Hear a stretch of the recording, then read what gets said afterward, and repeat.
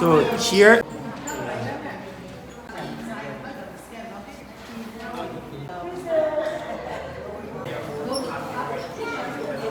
and so elevator, okay, there'll be someone waiting and then giving explanation, like maybe like that's so long, you know, but so Ginseng latte. you want to buy the ginseng, any ginseng is good.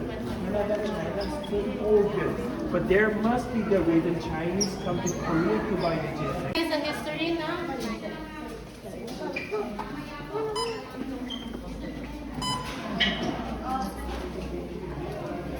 Tandaan po.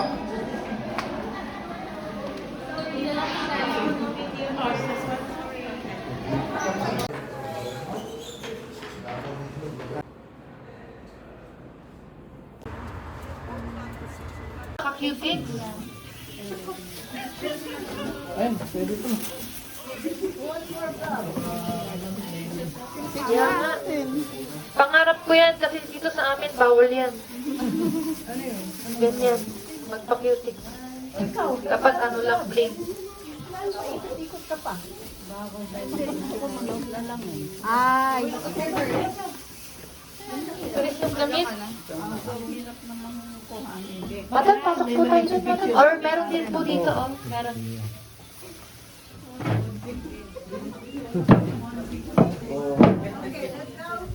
Ay, kumakain. Meron cheese flavor mamaya. Patry ko sa inyo. Uy, gusto niya. Meron cheese. Okay lang yan. Okay lang yan, minsan. Minsan ganyan. Oh, meron din tayong vitamin C dito. Pero hindi pa siya pwede.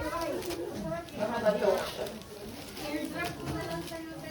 Okay. Oh, let me know kung ready na tayo, ha? Let me know. Yeah. Minute more, wala na, sa baba na. Oh, dito meron. Papatry ko sa inyo mamaya. Saka lang. Later, wait.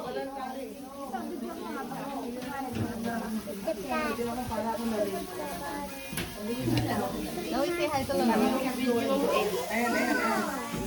Wait lang. Okay, let's start. Oh, start na tayo. Sabi niyo nga, hindi pa kayo nakakagawa ng kimchi. Kain lang. Okay. Itong mga kimchi na yan, already prepared na yan. Kasi ang actual kimchi making, it takes 3 hours talaga. Okay? What takes time? Dahil yan, nilalagyan muna nila ng rock salt yan in each layer of the leaves. Meron na pong rock salt yan. Okay? And then, after natin malagyan ng rock salt, you need to set it aside for at least 2 to 3 hours.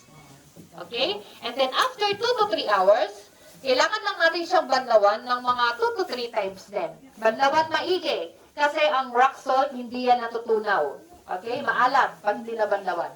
After mabanlawan, i-drain lang natin yung water, mga 5 to 10 minutes, okay na yan. After nun, ganyan na yung itsura niyan. Already dehydrated na yan from the rock salt. Okay?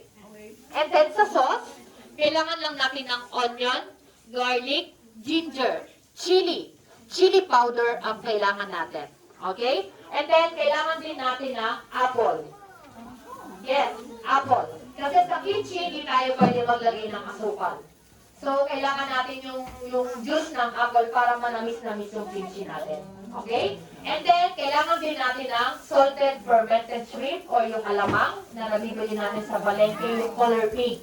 Okay? And yung apple and then yung alamang, yan yung responsible para sa fermentation ng ating kimchi. Pag walang apple, pwede peras. Okay, yun lang dalawa ang pwede. And kailangan din natin ng radish at ng spring onion. Onion leaves.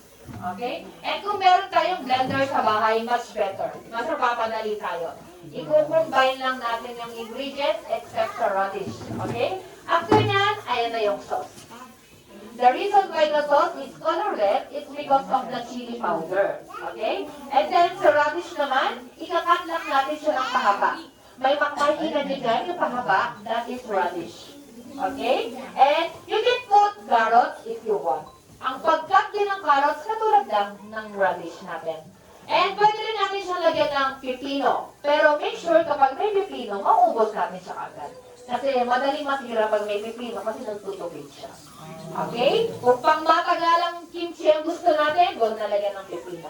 And then kung ready na, lalagyan lang natin ng sauce, layer by layer dapat, leaves by leaves. Make sure na itong nasa taas, yung color white part ng ating cabbage, ito po, yung taas, yan yung nalalagyan natin ng maraming sauce kasi makapal na part to. Okay? Okay, do it. Do it together. Lagyan lang ng sauce, layer by layer. And then ang ating kimchi, layer by layer po ng leaves. Leaf by leaf.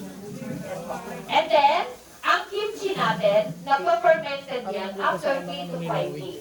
Fermented na siya. And as long as walang mold ang ating kimchi, okay siya. Hindi porket maasim ang kimchi is sira na. Ibig sabihin, pag maasim, fermented na siya. Yun yung masarap gawing kimchi chicken, kimchi fried rice, and then kimchi pancake. Okay? Yes, masarap ang kimchi pancake. Tatagdarin nyo lang yung kimchi na yan. Tapos lagyan ng harina, egg, and then kayo na kung anong gusto nyo ilagay. Yumi, your mommy's here. Gawin ng pancake. Mommy, Pwede nyo siyang tikman if you want to try, okay? Masarap ang kimchi. Yan nga lang. And then, kung gusto, it depends on the maker naman, madam. Kung gusto nyo lang hindi masyadong maanghang na kimchi, ilagay natin yung chili powder. Okay? Kung gusto naman yung maanghang, damihan.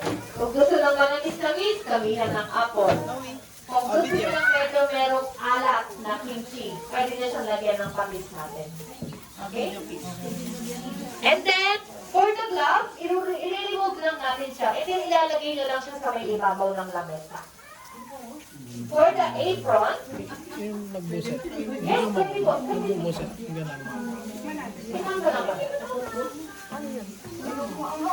Mamaya. Okay, for the apron, please rehang it again, mga mami and sir ha. And then, after nyo dito, Tinik mo yun? proceed tayo sa kabila. No, mahang eh. No. You can try it now naman. Sa umpisa lang yun. Yung sa salt, kailangan nyo muna siyang i-dehydrate sa salt.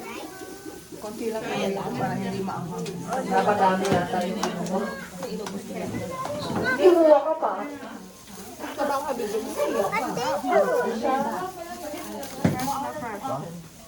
Baka yung paggawa nila. Okay, and then, Then, let's go here. I will let you try some seaweed braga. I make kimchi. So here, Ba't may rato sa'yo, Ki? ice cream yummy. Ice cream good. Parihang lang po ulit ng mga apron ha. Saan na?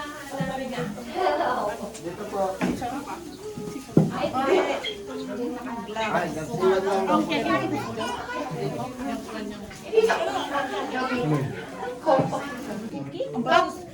Ang basis naman niya. Top cookie. Talagang bastos na.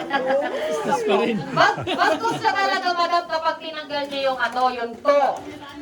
Kailangan banggitin niyo lahat. Okay? Yes. Tokpoki siya. Rice cake and then fish cake. Rice cake and fish cake po. Ano yan? Korean, traditional na street food. Ano itong toothpick nito? Ay, hindi. Reusable. That is for the soup. Ito yung kelp, madam, na sinasabi mo. Ito yung...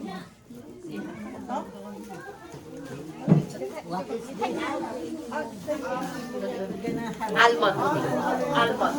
Egg cup. And nakamanod. Okay. Tignan na. Soup. It is only water and salt, ha? Wala na itong ibang ingredient. Only water and salt. Pero siyempre, pag kayo na nagluto, mas masarap na. Kasi pwede nyo na siyang lagyan ng ibang ingredients, di ba? Dito kasi, gusto lang namin balantahan nyo yung lasa talaga ng seaweed. Seaweed. Okay? Kaya niyo ito, coffee. And gagawa kami ng seaweed rice ball ha. Yung mga bata, akin yung mga babies. Dito tayo sa tabat ni dito sa akin. Kasi ito, almond flavor itong gagawin ko. Pwede sa kanila. Okay? Sa kabila naman, bulgogi flavor. For the seaweed rice ball, meron tayong 4 na flavor. Very good. Almond, bulgogi, wasabi, and then original flavor. But we have original flavor sa Philippines, di ba? Yan yung rice ball. Yung very easy to prepare, especially in the morning, di ba? Pag wala tayong time. Ganyan lang, mimix na lang yan sa kanin. Tapos, halo-halo na lang, mekos-mekos lang natin. Ano to? Yan po yung seaweed soup, madam. Very healthy yan, ma'am. Lalo na sa mga pregnant women. Very recommended talaga yung soup na yan. Oo nga ako. Yan po yung seaweed soup. Yung iniinom mo, madam. Buntis ako. Ano lang po namin, pang demo. Para makita niya po siya. Kasi mamaya i-teach ko siya kung paano ginagawa yung seaweed soup. Tignan niyo yung bulgogi. Ito naman almond. Asan yung mga babies? Where's the babies? This one is almond flavor. Yung mga buntis. Baby. Baka nat-allergy Masarap. Wow, yummy no? Bulgogi, masarap. Perfect, di ba? Ano ka, Sir Baby, ah? Mahilig ko kayo sa spicy.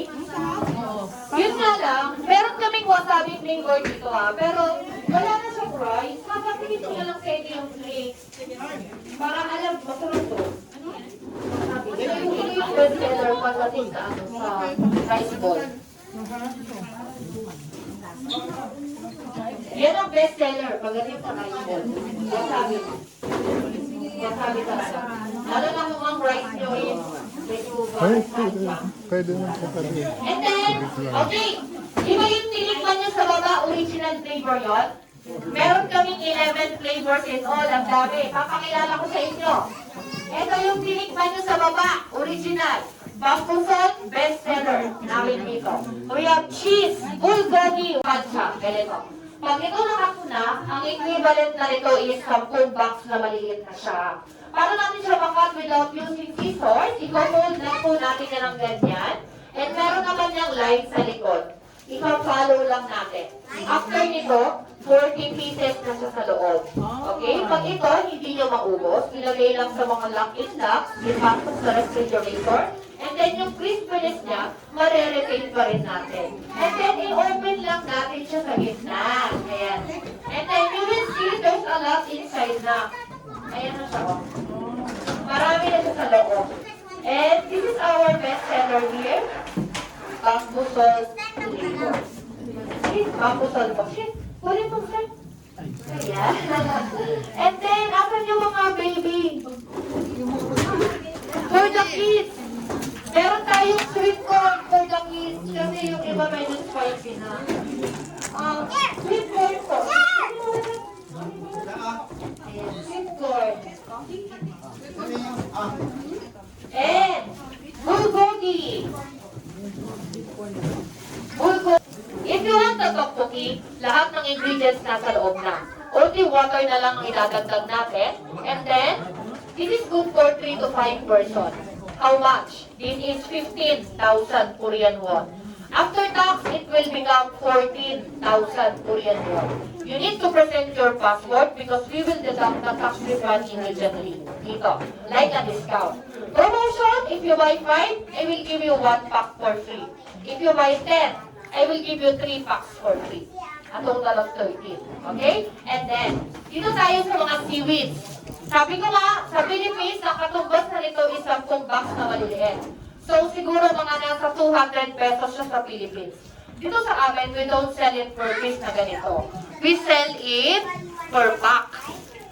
Isang pack, 4 na po yung laman niya. And this is 14,000 Korean won. Philippine peso nasa 550 to 580 pesos ang isang pack. Okay? And for the rice ball, this is also 14,000 Korean won. Meaning, same price sila, pwede silang magsama kasi meron din kaming promotion dito. Ang promotion dito nag-i-start sa if you buy 10, assorted, it's okay. Meron tayong libreng 3. Okay? Ang promotion, 10 plus 3, 20 plus 6, 30 plus 10. And then, pwede siyang isama dito ha, yun ang promotion. 10 plus 3, 20 plus 6, 30 plus 10. And dito tayo sa mga seaweed crackers na. Ito yung almond. Ito yung salmon. Salmon.